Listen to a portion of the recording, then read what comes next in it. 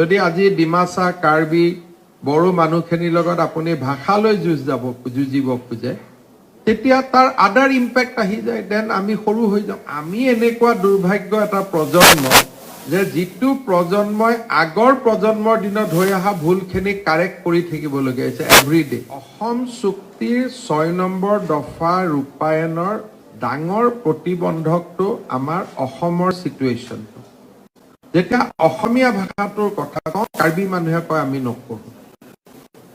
ডিমাচা মানুহে কয় আমি নপঢ়ো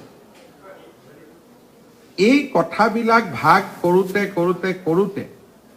ইমপ্লিমেন্টেশনটো দিল্লীৰ পৰা নহয় আমাৰ পৰা টাফ হৈ যায় মই যেতিয়া মাজত ষ্টিক হলো যে অসমীয়া ভাষাটো ইমপ্লিমেন্ট কৰিবই লাগিব কাৰ্বি আংলঙত মই যিটো মোক হেঁচা দিলে কেনেকৈ আপুনি আমাক অসমীয়া জোৰ কৰি পঢ়াব গতিকে আমাৰ অসমৰ ভিতৰত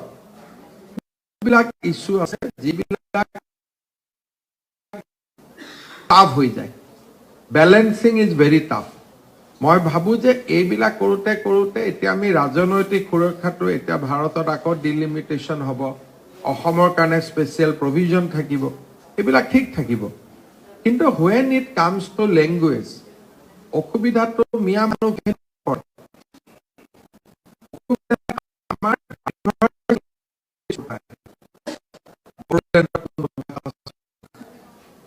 মিচিং মানুহে কোনটো ভাষা ক'ব ৰাভাই কোনটো ভাষা ক'ব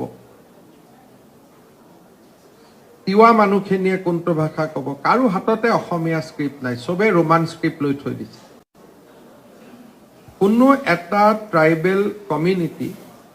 মিচিং মানুহৰ স্ক্ৰিপ্ট তেওঁলোকে ইউজ কৰা নাই কিন্তু যদি আপোনালোকে চাই কাৰ্বি তিৱা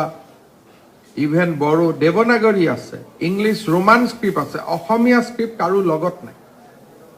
গতিকে আমি এনেকুৱা দুৰ্ভাগ্য এটা প্ৰজন্ম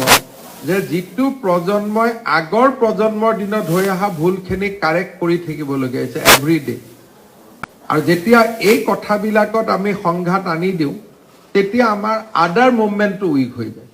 যদি আজি ডিমাচা কাৰ্বি বড়ো মানুহখিনিৰ লগত আপুনি ভাষালৈ যুঁজিব খোজে তেতিয়া তাৰ আদাৰ ইম্পেক্ট আহি যায় দেন আমি সৰু হৈ যাওঁ সেইকাৰণে বহুত ক্ষেত্ৰত মই আছুৰ লগতো পাতি থাকোঁ ক'ব কাৰণে খুব ভাল যে অসমীয়া ভাষা ৰাজ্য ভাষা কৰি দিয়ক প্ৰত্যেকটো পদে পদে অসমীয়া ভাষা কৰি দিয়ক লগে লগে মোৰ কেবিনেটতে বড়ো মানুহখিনিয়ে কয় দাদা আমি কিন্তু আমাক বাহিৰত ৰাখিব কাৰ্বি মানুহ এখনি কয় আমাক বাহিৰত ৰাখিব আৰু যেতিয়াই অসমীয়া ভাষাটোৰ কথা কয় আমাৰ বাকী জনজাতীয় মানুহখিনিৰ মনটো সৰু হৈ যায় তেওঁলোকে এই আমাক ভাষাটো জাপিয়ে দিব নেকি হিমন্ত বিশ্ব শৰ্মা এতিয়া কিন্তু আদাৰৱাইজ তেওঁলোক আমাৰ একে আমি অসমীয়া ভাষাই যদি আমাৰ মাজত ভাঙোন আনে তেতিয়াহ'লে এইটো আলোচনা নকৰাই ভাল আলোচনা নকৰিলে তেওঁলোকে অসমীয়াত কথা পাতে মই যিমানবোৰ কাৰ্বি কৈছোঁ সদায় অসমীয়াত কথা পাতে সেইবাৰে কাৰ্বি ভাষাত কথা পাতিছে যেতিয়া আমি এটা অৰ্ডাৰ দিলোঁ যে অসমীয়াটো চৰকাৰী কাম কাজত ব্যৱহাৰ কৰিব লাগিব তেতিয়া তেওঁলোকে সেইবাৰ কাৰ্বি ভাষাত কথা পাতিছে আৰু যেতিয়া মই অৰ্ডাৰটো নতুনকৈ লিখিলোঁ যে কাৰ্বি আংলঙত কাৰ্বিত কথা ক'ব পাৰে তেতিয়া মোৰ লগত অসমীয়াত কথা পতা আৰম্ভ কৰে গতিকে কেতিয়াবা আবেগে আমাৰ মাজত বিদ্বেষো আনে সেইকাৰণে খুব ভাবি চিন্তি ষ্টেপবিলাক ল'ব লাগে আৰু মই ভাবোঁ যে অসমীয়া মানুহক আটাইতকৈ ডাঙৰ প্ৰটেকশ্যন লাগে মাটিৰ প্ৰটেকশ্যন আৰু অসমীয়া মানুহক ডাঙৰ প্ৰটেকশ্যন লাগে আমাৰ পলিটিকেল প্ৰটেকশ্যন মুখ্যমন্ত্ৰী ডাঙৰীয়া আজি আমি যিবিলাক কৰি আছো ইণ্টাৰ ৰিজনেল ট্ৰান্সপাৰেণ্ট